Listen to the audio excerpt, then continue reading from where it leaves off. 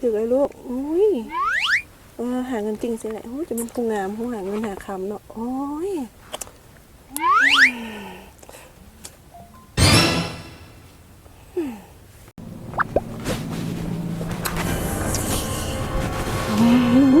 ก็แต่งแท้แต่งมาแต่งโพ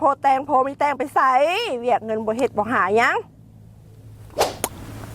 แม่แต่งเขามาเป็นลูกไผ่บ่แม่นขี้ข้าจ้ากูแต่งค่าดองมาก็แพงลูกไผ่ล่ากูนี่เบิ่งเอากูไปเสียจักกีบเงินมันก็หามันก็สร้างเนาะเขาแต่งมาเป็นเมียลูกชายเจ้าเด้อไปปรับสตมให้ลูกค้าขี้ข้านกระดัดกระดอเอ้าบ่แม่นขี้มูกอย่ามาสั่งใจเย็นแม่เดี๋ยวเขาไปเองมาทางนี้ทุกคนเนาะส่งท้ายปีเก่าตอนรับปีใหม่ดินของพวกเฮาแมนมีโปรโมชั่นรับส่วนลดถึง 5% นอกนั้นบริษัทเฮายังมีของแถมอีกหลายอย่างบ่ว่าจะเป็นกล่องเตอร์น้ำกล่องเตอร์ไฟมีเงินเพียง15 ล้านก็สามารถเป็นเจ้าของดินตอนนี้ได้เลย